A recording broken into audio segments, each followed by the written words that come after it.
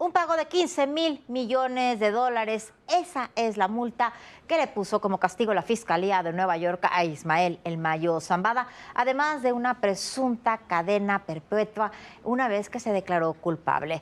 Por otro lado, la presidenta Sheinbaum se apresuró a decir que si el gobierno de Estados Unidos incautaba esas cantidades, México quería una parte para repartirla entre los más humildes.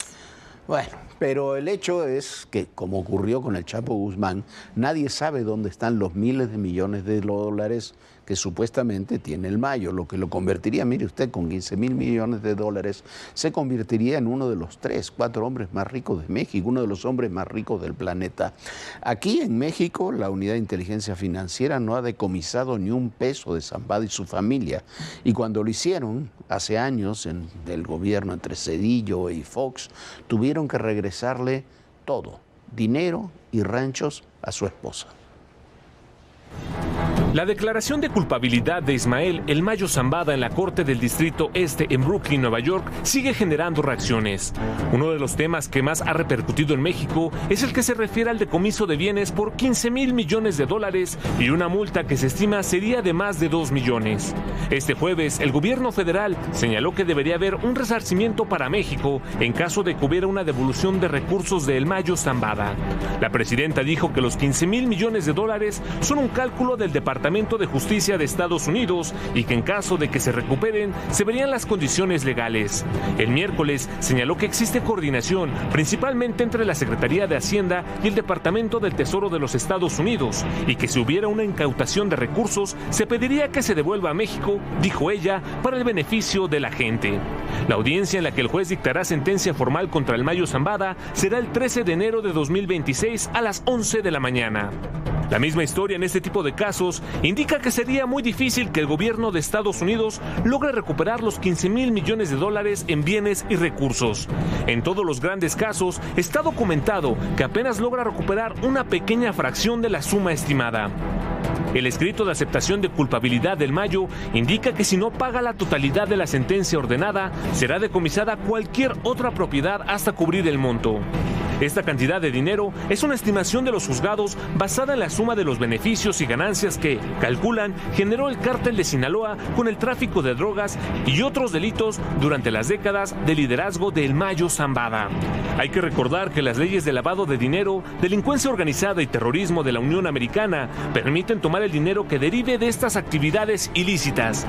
Agencias de Estados Unidos tienen identificadas cuentas ocultas en paraísos fiscales, entre otros activos, para decomisarlos una vez que se autorice. No hay que irse muy lejos. En la sentencia contra su socio y compadre Joaquín El Chapo Guzmán, dictada en 2019 por el juez Brian Cogan, el mismo que se encargará del destino final de Zambada, lo condenó a pagar 12,600 millones de dólares en reparación de daños. Lo cierto es que no existe información pública de cuánto dinero se logró recuperar. La prensa ha cuestionado al vocero del fiscal federal de Brooklyn, pero se niega a responder. Otras fuentes reconocen que es muy poco. Lo más cercano son los datos del programa de decomiso de activos del Departamento de Justicia, pero son estadísticas generales. En 5 años de aseguramiento de dinero en efectivo y propiedades, que incluye todos los penales, civiles y administrativos, la cifra recaudada no alcanza a cubrir la cantidad que debe regresar El Mayo Zambada. De acuerdo con especialistas, lo que busca Estados Unidos con estas sentencias, una vez más, es dar un golpe mediático. Además de las empresas legales en las que El Mayo invirtió parte de sus ganancias, el Tesoro de Estados Unidos documentó flujos que viajaron a través de casas de cambio, bancos y corredores de dinero que realizaron depósitos en Hong Kong y California. Parte de esa fortuna se dispersó, como lo hacen los grandes grupos criminales, en paraísos fiscales de Islas Caimán, Islas Vírgenes Británicas, Bahamas, Andorra, Suiza y Dubái. Para que se dé una idea de la cantidad, los 15,000 millones de dólares que le adjudican al Mayo lo colocarían como uno de los mexicanos más ricos del país, solo detrás de Carlos Slim y Germán Larrea. En el caso de México, tras un operativo para detener a El Mayo el 20 de junio de 2000, su rancho ubicado en la sindicatura El Salado en Culiacán fue asegurado. La propiedad de más de 760 hectáreas contaba con varias cabezas de ganado bovino, borregos, criaderos de pollo, camionetas, una casa de descanso, avionetas y una pista de aterrizaje. Sin embargo, en complicidad con el director general de Servicio de Administración de Bienes Asegurados, se designó como propietario legal de la propiedad y todos sus bienes al contador Jesús Alonso López Díaz, el representante legal de la empresa de la familia del Mayo. De esta manera, el inmueble le fue regresado meses después. Bueno, ahí en esa época, debería ser 99, 2000, tuve oportunidad de ir a ese rancho. Acababa de ser decomisado el rancho del Mayo Zambada. Me acompañó, me llevó a ese viaje un hombre que fue clave en la lucha contra el narcotráfico en México y que desgraciadamente murió en aquel avionazo donde murió también Juan Camilo Mourinho, que era José Luis Santiago Vasconcelos. José Luis Santiago Vasconcelos estaba exultante porque era la primera vez que se podía incautar propiedades de ese tipo, eran propiedades muy grandes, también cantidades de dinero al Mayo Zambada. Semanas después ocurrió lo que le decíamos. El personaje que ahí estaba en el SAT, las autoridades locales, los jueces, le regresaron todo a un abogado y en realidad lo pusieron todo a nombre de la esposa del Mayo Zambada. Y ese rancho siguió funcionando, ahí había... se producía leche, siguieron vendiéndole leche incluso al gobierno del estado y nunca fue tocado ni ese bien ni ninguno de los muchos otros bienes que tenía el Mayo Zambada por las autoridades, por la UIF, por la Unidad de Inteligencia Financiera, por el SAT, por quien tuviera que encargarse de eso. Bueno, Jorge, y es que el dinero de los narcotraficantes no está o no lo van a recuperar, como dicen ahora en los Estados Unidos, está gran parte de él en el sistema internacional financiero y sobre todo en el sistema estadounidense. Eso lo sabemos desde hace muchísimos años. Vea usted, Jorge hace muchos años entrevistó al zar antidrogas de los Estados Unidos en el gobierno de Bill Clinton. Imagínense hace cuántos años, el general Barry McCaffrey, que estuvo en el cargo de 1997 a 1998. Esto es lo que le dijo a Jorge en ese entonces de qué sucedía con el dinero del narcotráfico. I have to recognize is that drug abuse exists on both sides of the border. Drug criminal conduct, corruption, and violence is on both sides of the border. At the end of the day, it is $49 billion a year of U.S. money that buys these drugs, that provides the incentive for drug criminal organizations. And I might also add, we're aware that it's U.S. arms smuggled into Mexico that in many cases are fundamentally responsible for continuing these waves of violence. Now, having said that, we simply will have to cooperate not only with law enforcement authorities and judicial systems and the armed forces, but perhaps even more importantly, in understanding that drug prevention and treatment are at the heart and soul of our common strategic approach. Bueno, esto que decía Barry McCaffrey ahí por el 98, hace más de 25 años, es lo mismo que se puede decir ahora. Hasta las cantidades son parecidas. Barry McCaffrey ahí hablaba de 49 mil millones de dólares y son las cantidades que se están moviendo ahora. Es increíble, habla del tráfico de armas de Estados Unidos a México, habla de la cooperación. Esto lo podría decir el zar antidrogas de los Estados Unidos el día de hoy o las autoridades mexicanas el día de hoy. Y por supuesto que hay que seguirle la pista al dinero, por supuesto que hay que quitarle el dinero a los narcotraficantes. Lo que sucede es que el pasado sexenio, Santiago Nieto, hay que reconocer que hizo un poco de ese trabajo, pero después, desde que lo tomó Paulo Gómez, lo abandonó completamente. La obligación de México, más allá de que Estados Unidos le decomise o no cuentas bancarias o recursos al Mayo Zambada u otros narcotraficantes, es hacerlo nosotros. Y nosotros, como país, ni estamos juzgando a los grandes narcotraficantes, ni les estamos quitando el dinero. No, pero Estados Unidos sí está yendo tras estos grandes narcotraficantes o quienes ellos consideran que son los grandes narcotraficantes. Ahora el Servicio de Migración y Control de Aduanas de los Estados Unidos ha declarado que está buscando a Jesús Alfredo Guzmán Salazar. Es el otro hijo de Joaquín El Chapo Guzmán. Y bueno, precisamente el ICE, esta agencia promueve en redes sociales que hay una ficha que se pagarán $10 millones por la cabeza o por información que lleve a la captura de este joven, que es uno de los líderes a quienes ellos consideran más importantes de la fracción de los Chapitos. Y bueno, dicen que tras la detención de sus hermanos y tras la detención de su padre, el Chapo Guzmán, ellos son los que están manejando ahora el cártel de Sinaloa, y dicen que es un hombre que hay que considerarlo y hay que estar atentos a que es un hombre que es armado y que siempre está armado y con gente, y es peligroso. Del que somos el primer país exportador. Renunció, ¿por qué? Porque no estaba de acuerdo. La magnitud que ha tenido el narcotráfico mexicano. Las confrontaciones, las reacciones.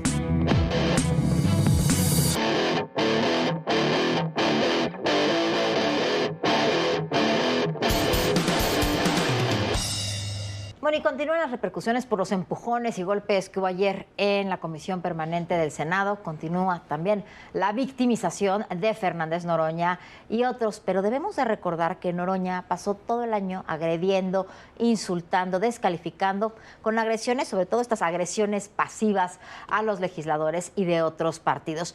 Y bueno, con los que nunca quiso, nunca les abrió, nunca quiso tener un diálogo. Y este es un recuento de cómo se dirigió Fernández Noroña a los legisladores, a los periodistas, a los opositores en general, y ahora chilla.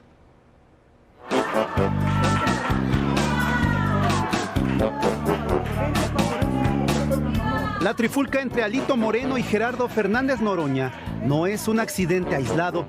Es apenas un capítulo más en la larga telenovela de manazos, gritos y desplantes que ha protagonizado el hoy morenista desde que se sienta en la silla presidencial del Senado. Si la oposición sigue sin permitir el desarrollo de la sesión, habrá solo una ronda a favor y en contra. Y le exijo al senador Castañeda respeto a la presidencia de la mesa directiva, que lo ha tratado con toda la consideración y no tiene ningún derecho a saltar el uso de la palabra. Si le retiramos el sonido, por favor, al señor diputado. Será el sereno, pero el tema es la agenda política del Fobaproa. En la misma sesión de ayer, antes de que volaran los empujones, Noroña ya había calentado el ambiente llamando a los legisladores del PRI y PAN con los insultos de siempre, porque si algo les sobra es garganta y soberbia. Sean hombrecitos y asuman lo que dicen. Su lista de sparrings es variada, pero con favoritos como la senadora panista Lili Téllez. Parece que hay interés de la recolección de la basura. Alguien va a vender leche por aquí, pero ya es muy tarde. El otro consentido es Alejandro Moreno, líder del PRI. A mí no me ponga el dedo encima. Respeto a la presidencia. 50 veces respeto a la presidencia. Respeto a la presidencia. Respeto a la presidencia. No me toque. Pues no estamos en el barrio donde creció Alejandro Moreno para resolver a golpes nada. Y como no le basta, hasta presume cada 2 por 3 que él manda en el Senado. Lo repite tanto que hasta Ricardo Anaya recibió una dosis hace un par de semanas. Que guarde respeto, que guarde el orden. Yo decido en qué momento. Yo decido primero. Fuera del Congreso tampoco se le apaga el chip de bronquero. Basta recordar el episodio en el aeropuerto de la Ciudad de México.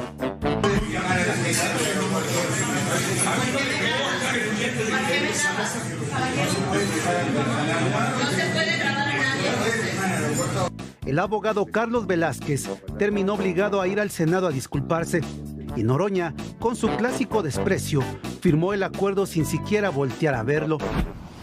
Reconozco que mis palabras y acciones fueron inaceptables y estoy consciente de que usted, como persona y presidente de la mesa directiva del Senado de la República, merece todo mi respeto. Clase de humildad, versión Noroña. Y los zafarranchos en tribuna ya son su sello personal.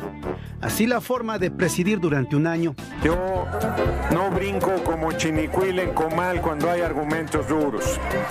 A ver, pido a la fracción de Acción Nacional que dejen de interrumpir al orador.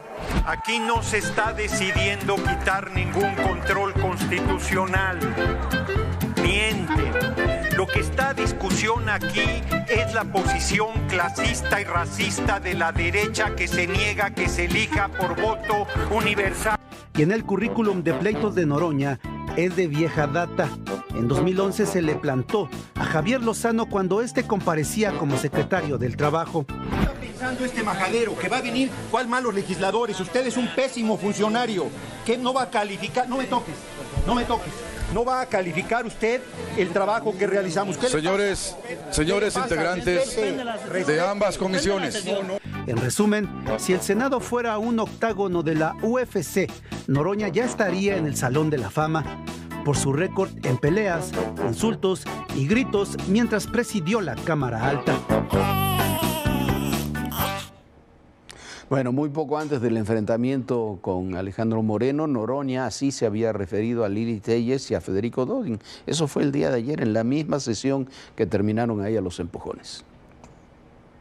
Termine, por favor, senador López Hernández. Bueno, entonces... Está hablando, pero en el momento que lo deje de interrumpir, podrá terminar de hablar. Quien se calla es usted, porque usted no manda en esta asamblea. Deje de faltar al respeto, deje de interrumpir, deje de estar buscando descarrilar la asamblea. Dejaré la presidencia el 31 a la medianoche y el 1 de septiembre estoy a sus órdenes, diputado Dorin, a sus órdenes, en el terreno que quiera. Y precisamente esta forma en la que se refirió Noroña a todos los legisladores durante tanto tiempo fue lo que acabó provocando que lo golpearan de la manera en que lo golpearon. ¿Por qué? Porque también él insultó y golpeó. Pero vio usted cómo le faltó el respeto a Lili Téllez, a Alejandro Moreno, a todos los trató así y los trató así este año. Ha hecho del Congreso una polarización y una violencia que nunca antes habíamos visto. También ese mismo día había agraviado no solo a sus compañeros, sino también a periodistas como Azucena Oresti, como a nuestro amigo Ciro Gómez Leiva, que esto lo hizo simplemente porque se pasó a molestar e indignar porque lo criticaron por la injustificable compra de una casa de 12 millones de pesos en Tepoztlán. La polémica en torno a Gerardo Fernández Noroña y la compra de su casa de 12 millones de pesos subió de tono. Gerardo Fernández Noroña publicó un mensaje en donde arrobó a la periodista Azucena Oresti con una foto tomada de sus redes, sugiriendo que un departamento ubicado en Reforma 77 era propiedad de Azucena. Esto generó una ola de hostigamiento contra la comunicadora. Sin embargo, la información es falsa, así lo indicó la periodista. No sea valiente en las redes sociales, sea valiente como debería ser cara a cara, usted y yo. Demuéstrame que vivo ahí. Una foto de un gimnasio no es una prueba. No vivo ahí y no es mi departamento. Venga, aquí lo espero.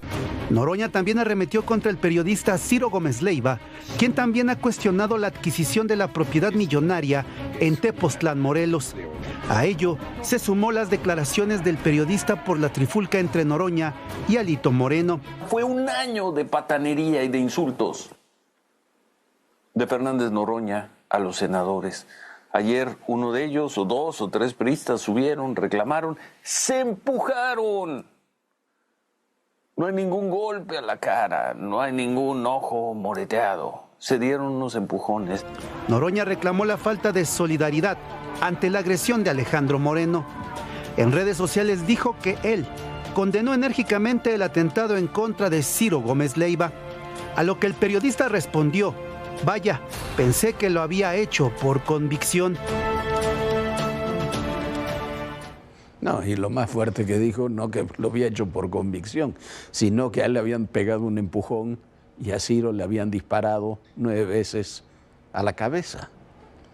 Bueno, lo de Fernández Noroña es la peor página que ha tenido el Congreso de la Unión, el Senado de la República. Siempre el Senado fue el espacio privilegiado para discutir, para negociar, para tratar de llegar a acuerdos, simplemente para tratar de tener comunicación. Incluso durante el gobierno de López Obrador, Ricardo Monreal tendrá sus defectos, pero Ricardo Monreal siempre estableció un diálogo con los demás grupos. Nunca vimos este tipo de cuestiones con Ricardo Monreal presidiendo el Senado de la República. Desde que llegaron Fernández Noroña y Adán Augusto López, eso se convirtió en un estercolero. Es lamentable. A ver cómo va, se queda Adán, por lo menos por ahora dicen que se queda, pero llega a la presidencia de la mesa directiva del Senado de la República, Laura Itzel Castillo. Es la hija del ingeniero Eberto Castillo, es una mujer seria, una mujer que no le gustan los espectáculos, el show, tampoco le gustaban a su papá ni remotamente.